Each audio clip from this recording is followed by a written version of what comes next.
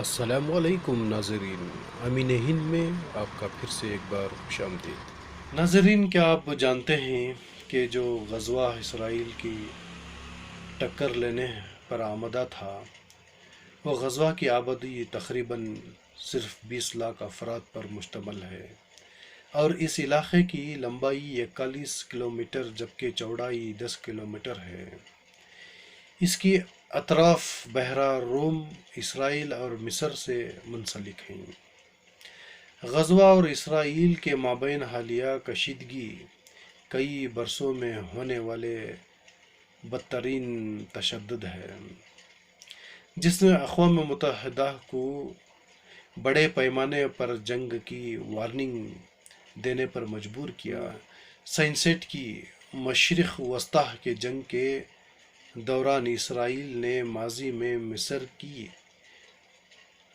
زیر قبضہ غزوہ پر قبضہ کر لیا تھا، تاہم سنہ 2005 میں اسرائیل نے اپنی فوج اور تقریباً 7,000 کے قریب آباد کاروں کو یہاں سے نکال لیا تھا۔ یہ علاقہ اکثریت پسند گروہ حماس کے زیر کنٹرول ہے، جس نے سنہ 2007 کے پرتشدد فسادات کے بعد اس وقت کی گورننگ فلسطینی اتھارٹی پی اے کی وفادار قوتوں کو یہاں سے نکال دیا تھا۔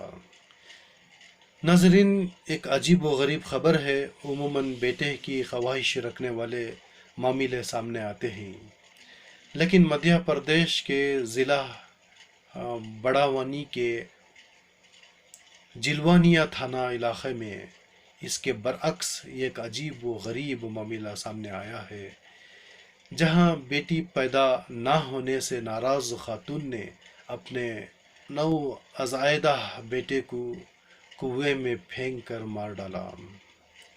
اس واقعے کے تعلق سے راجپور کے سب ڈویژن پولیس افسر پدم سنگھ نے بتایا کہ جلوانیا تھانہ علاقہ میں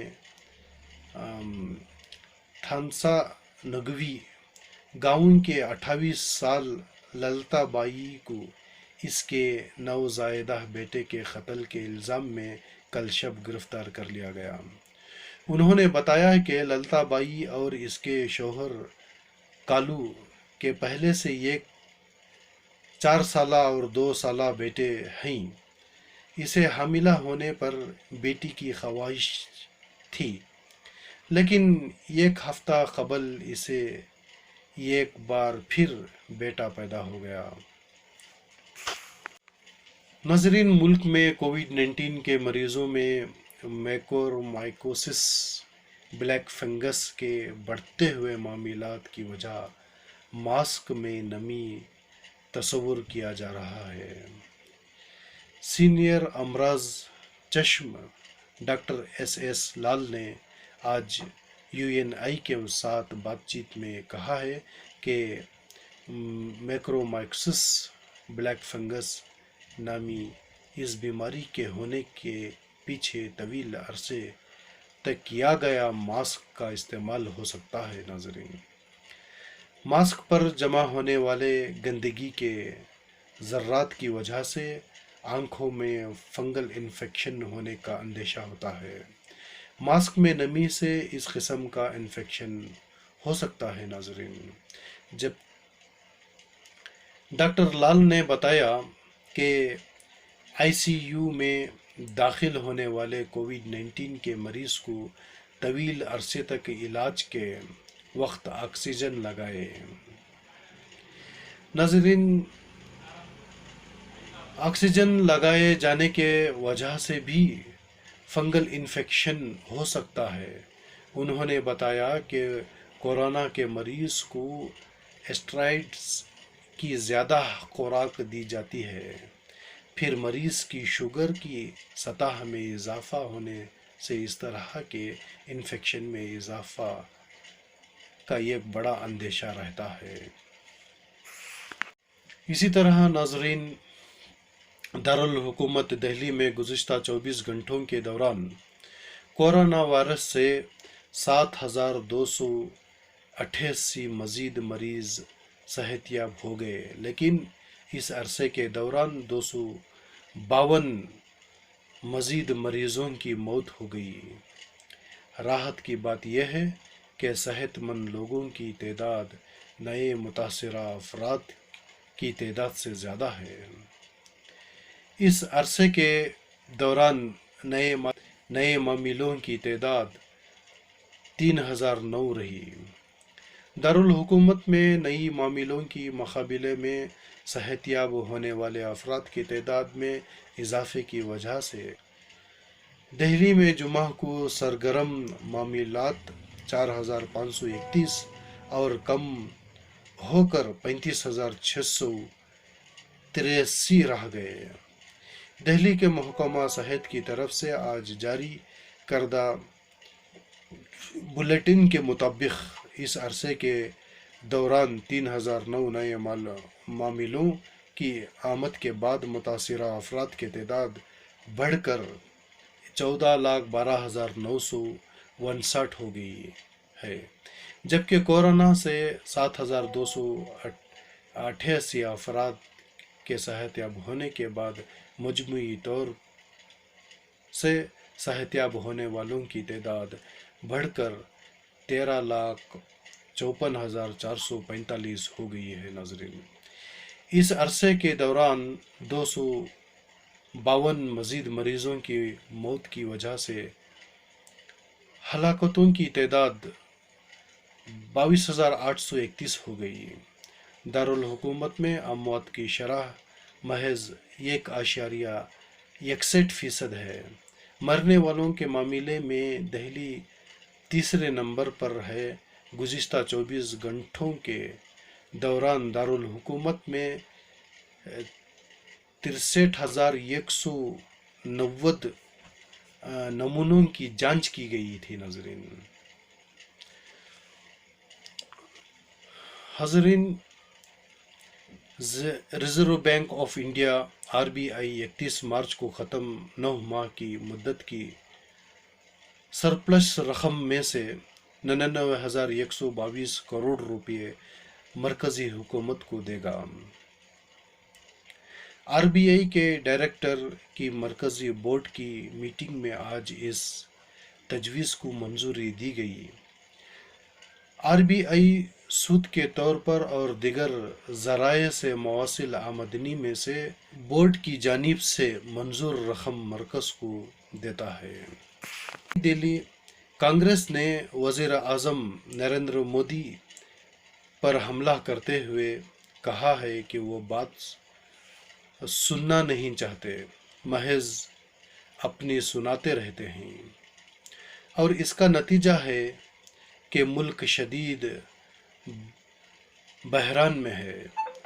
کانگریس کے جنرل سیکرٹری کے سی وینو گوپال، پارٹی کے ترجمان پون کھیڑا اور یوتھ کانگریس کے صدر شرینواس بیوی نے سابق وزیر اعظم راجیو گاندھی کی 30ویں برس پر جمعرات کو کہا کہ PM مودی کسی کے سنتے نہیں ہیں، محض اپنی بات کہتے ہیں اور اپنی تشہیر کے لیے زیادہ پرجوش رہتے ہیں۔ وہ کسی کی سننا بھی نہیں چاہتے اور نہ ہی کسی کی صلاح پر مثبت غور و فکر کرتے ہیں۔ انہوں نے کہا کہ پارلیمنٹ سیشن میں گزشتہ دنوں انہوں نے انتظامی افسران کو کوسنے کا کام کیا تھا، لیکن کل وزیر اعظم نے پورے ملک کے وزرائے اعلیٰ اور ضلع افسران سے بات کی، لیکن ان کی بات نہیں سنی، صرف اپنی ہی انہوں نے سناتے رہے۔ ان کا کہنا تھا کہ میٹنگ میں وزیر اعلیٰ بھی تھے، ان کی بات سنی جانی چاہیے تھی۔ مسجد اقصی کی پولیس نے مسجد اقصی کے کمپاؤنڈ پر توڑ پھوڑ کی اور نماز جمعہ کی ادائیگی کے بعد جارحیت روکنے کی معاہدے پر جشن منانے کے لیے جمع 1000 ہزاروں فلسطینیوں پر آنسو گیس کے گولے داغے۔ الجزیرہ کی رپورٹ کے مطابق غزہ کی پٹی میں اسرائیل اور فلسطینیوں کے درمیان جمعے کو جنگ بندی کا معاہدہ ہوا۔